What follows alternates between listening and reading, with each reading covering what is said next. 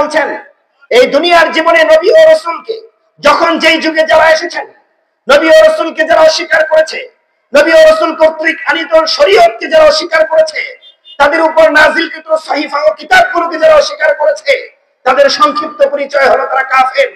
আর কাফেররা সমাজের মধ্যে যত উন্নয়নমূলক, যত সমাজ সেবামূলক, যত ইতিবাচক, যত পজিটিভ কাজই করুক না কেন, ঈমানের টিকিট তাদের কাছে না থাকার কারণে, ইসলামের টিকিট মুসলিম হওয়ার এই গুণ তাদের মধ্যে না থাকার কারণে তাদের এই দুনিয়ার জীবনের কোন নেক আমল, কোন উত্তম কাজ যেগুলো সমাজ স্বীকৃতি দেয়, কোন কিছু কাজের বেনিফিট এবং প্রফিট তারা আল্লাহ তাআলার দরবারে গিয়ে পাবে না।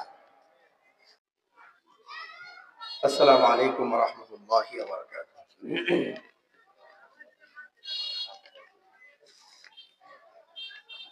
ইন্নাল হামদুলিল্লাহ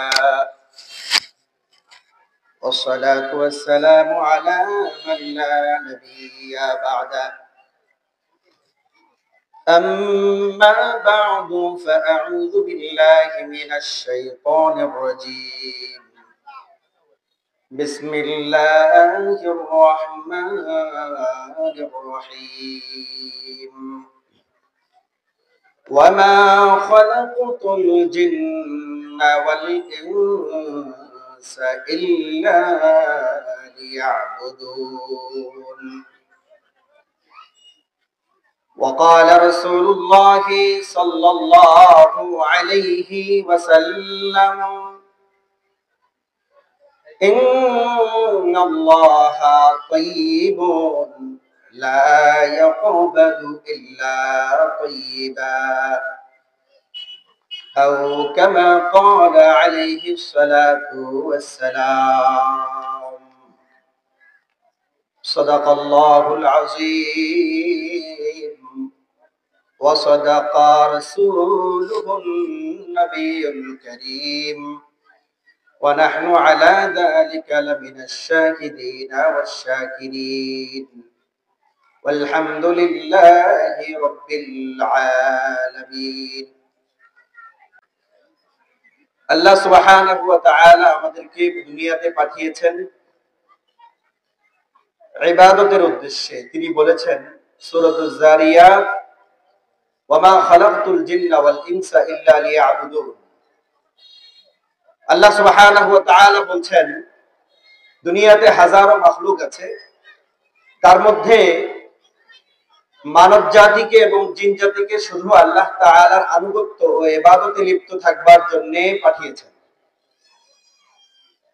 আল্লাহ সুবহানাহু ওয়া তাআলা হাজারো মাখলুক এর মধ্যে মানুষকে সর্বশ্রেষ্ঠ মাখলুকের আসনে সমাসীন করেছেন বলে আলহামদুলিল্লাহ। মুহতারাম হাজরিন, আল্লাহ সুবহানাহু ওয়া তাআলা ইবাদতের উদ্দেশ্যে আমাদেরকে পাঠিয়েছেন। ইবাদত বলতে আমরা কি বুঝি? সংক্ষিপ্ত ভাবে যদি বলি, আল্লাহ এবং তার রাসূল কর্তৃক সর্বশ্রেষ্ঠ মাখলুক মানব জাতির জন্য কিছু বিষয়, কিছু বিধান তিনি দিয়েছেন করণীয়, যেগুলো করতে হবে, আর কিছু বিধান দিয়েছেন যেগুলো বর্জনীয়, যেগুলো বর্জন করতে হবে, যেগুলো পরিত্যাগ করতে হবে। তো সংক্ষিপ্ত ভাবে আমাদের সামনে এটা পরিষ্কার হয়ে গেল, আল্লাহর রাসূলের পক্ষ থেকে সর্বশ্রেষ্ঠ মাখলুক হিসেবে, মানব জাতি হিসেবে আমাদের জন্য কিছু করণীয় ও কিছু বর্জনীয় বিধান আছে।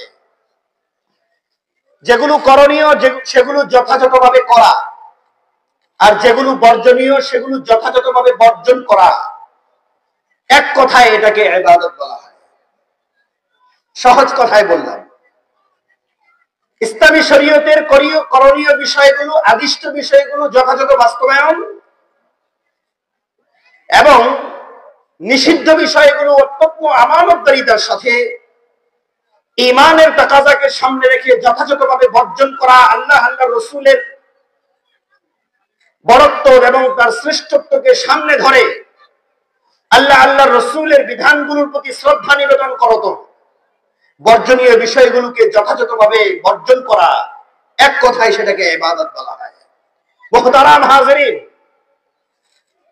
যে ইবাদত এর জন্য আল্লাহ পাক আমাদেরকে দুনিয়াতে পাঠিয়েছেন।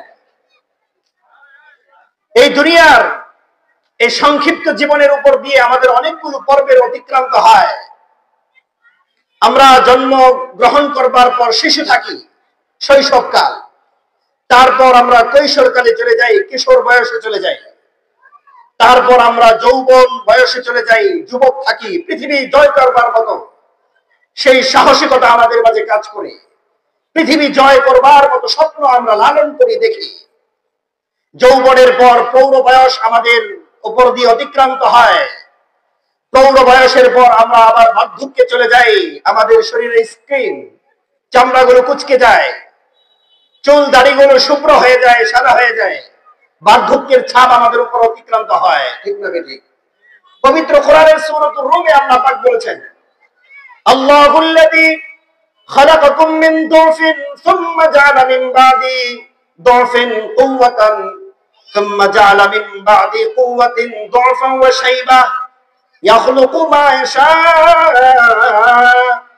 ওয়া হুয়াল আলীমুল কাদির।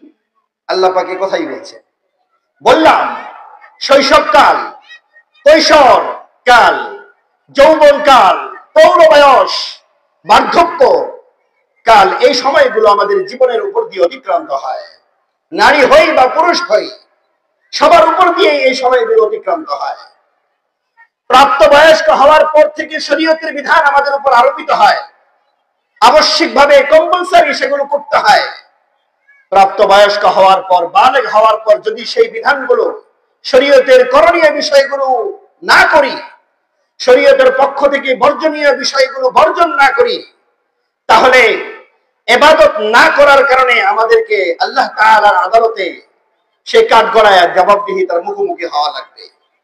মুহতারাম হাজরিন, জীবনের কৈশোর, জীবনের যৌবন, জীবনের পৌর বয়স, জীবনের বার্ধক্যকালটা শেষ করে দিয়ে পৃথিবীর এই ছোট্ট জীবনের সমাপ্তি টানি, ইতি টানি, জীবনের গুরুত্বপূর্ণ সময়গুলো অতিক্রান্ত হয়ে যায়।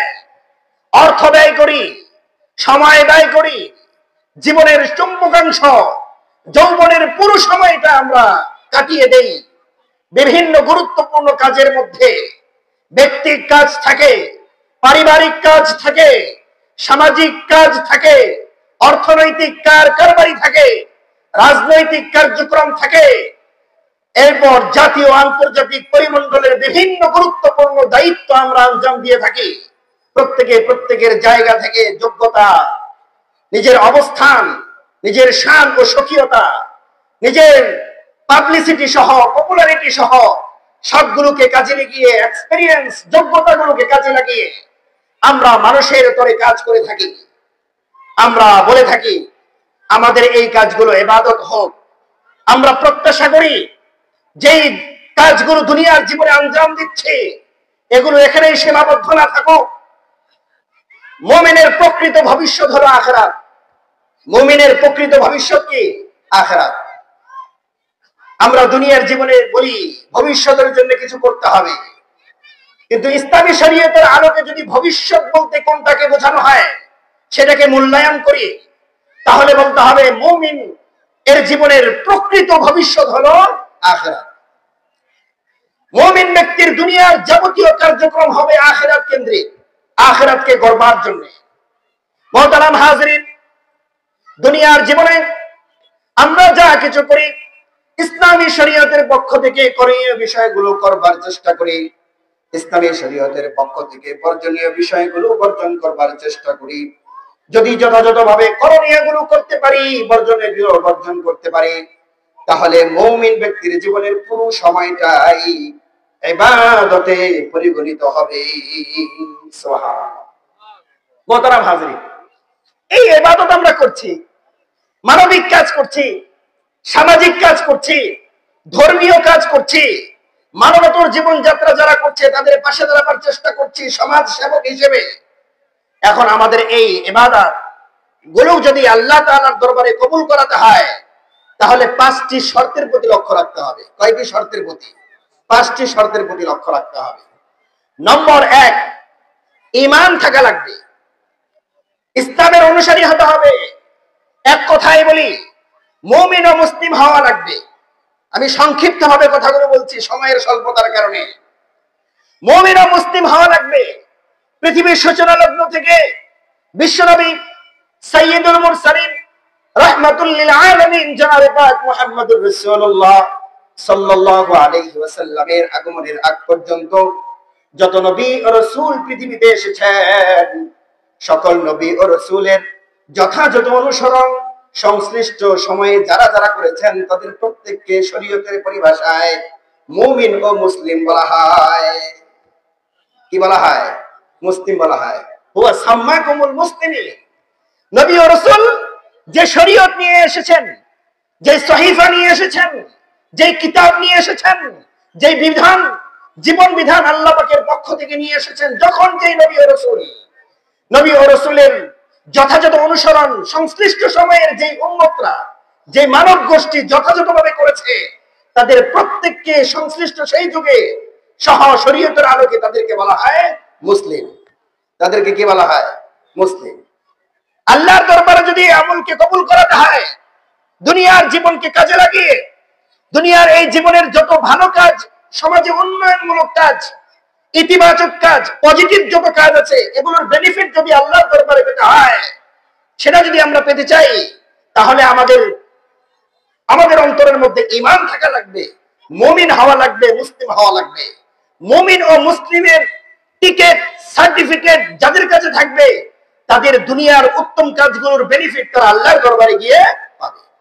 সূরাতুন নূর 39 নম্বর আয়াত আল্লাহ সুবহানাহু ওয়া তাআলা বলেন, ওয়াল্লাযীনা কাফারু আ'মালুহুম কাসারাবিন বিকিআতি ইয়াহসাবুহু আয-যামআনু মাআ হাত্তা ইযা জাআহু লাম ইয়াজিদহু শাইআ ওয়া ওয়াজাদাল্লাহা 'ইনদাহু ফাওয়াফাহু হিসাবা ওয়াল্লাহু সারিউল হিসাব।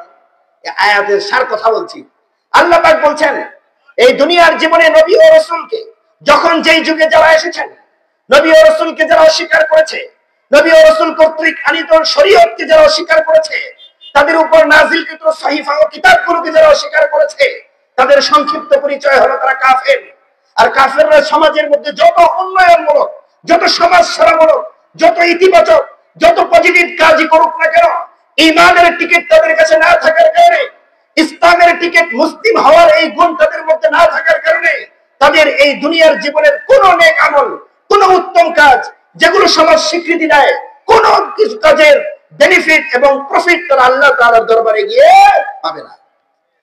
মরুভূমিতে সফররত কোন ব্যক্তি দীর্ঘ পথ সফর করার পর যখন সে ক্লান্ত হয়ে পড়ে, অনেক দূরে তার কাছে মনে হয় মরীচিকা, সেটা পানি মনে হয়। তার তৃষ্ণা নিবারণ করবার জন্য পানির সন্ধানে সে নিয়োজিত থাকে। দূর থেকে মরুভূমির মধ্যে ধু বালুময় মরুভূমিতে সে মরীচিকা দেখতে পায়। মনে হয় দূর থেকে মরীচিকা মানে সেখানে পানি আছে। সেই মুসাফির ব্যক্তি মরীচিকার জায়গায় গিয়ে যেরকম ভাবে সেখানে কোনো পানির সন্ধান পায় না, যারা দুনিয়ার জীবনে মুমিন মুসলিম নয়, কিন্তু সমাজের বিভিন্ন গুরুত্বপূর্ণ মানবিক সামাজিক কাজ করার মাধ্যমে যদি তারা এই আশা করে এর বিনিময়ে তারা আখিরাতে আল্লাহর দরবারে গিয়ে সওয়াব পাবে, মরুভূমির মুসাফির যেরকম মরীচিকা দেখে সেখানে গিয়ে পানি পায় না, সেই পরিমাণ দুনিয়ার জীবনে যারা মানবিক সামাজিক কাজ করছে কিন্তু ঈমান নাই, আল্লাহর দরবারে গিয়েও তারা সেখানে কোনো সওয়াব পাবে না।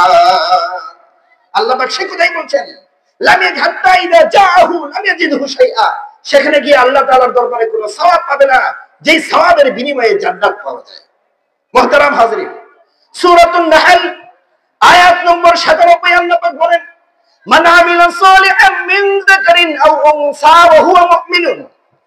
এই দুনিয়ার জীবনে নারী হোক বা পুরুষ হোক, কোন উত্তম আমল যারা করে, ঈমানকে অন্তরে ধারণ করে, ঈমানের হালতে মুমিন অবস্থায় কোন নেক আমল নারী হোক পুরুষ হোক যেই করবে, তাদের জন্য আল্লাহ পাক ঈমান নিয়ে মুমিন অবস্থায় নেক আমল করার কারণে, সামাজিক মানবিক সমাজ কল্যাণমূলক কাজ করার কারণে তার বেনিফিট আল্লাহ তাআলার দরবারে গিয়ে পাবে। আল্লাহ পাক বলেন, ফালানুহইয়ান্নাহু হায়াতান তাইয়্যিবা। আমি তাদেরকে উত্তম জীবন দান করব। মৃত্যুর পর যে পার্মানেন্ট লাইফ, মুমিনের প্রকৃত ভবিষ্যৎ, সেখানে গিয়ে দুনিয়ার জীবনে তারা নিজেদের স্বার্থ, নিজেদের স্বাধীনতাগুলোকে জলাঞ্জলি দিয়ে কোরআন ও সুন্নাহ অনুযায়ী, আল্লাহ রাসূলের বাতলানো নির্দেশনা অনুযায়ী করণীয়গুলো করেছে, বর্জনীয়গুলো বর্জন করেছে। তার বিনিময়ে তাদের জন্য আল্লাহ তাআলার দরবারে জান্নাতের উত্তম ব্যবস্থাপনা রয়েছে। আলহামদুলিল্লাহ, এতটুকু আলোচনা থেকে আমরা বুঝেছি যে আল্লাহ তাআলার দরবারে দুনিয়ার এই জীবনকে কাজে লাগিয়ে যদি কোনো সওয়াব পেতে হয়, জান্নাত প্রাপ্তির আশা করি, তাহলে আমাদের মধ্যে ঈমানের গুণ থাকতে হবে। আল্লাহ পাক সবাইকে ঈমানের হালতে যতদিন পর্যন্ত আমরা দুনিয়াতে বেঁচে থাকি ততদিন পর্যন্ত সব জ্ঞানে বুঝে শুনে দায়িত্বশীলতার সাথে, সচেতনতার সাথে দায়িত্ব পালন করার, প্রকৃত মুমিন ও মুসলিম হয়ে জীবনযাত্রা করার তৌফিক দান করেন। আমিন।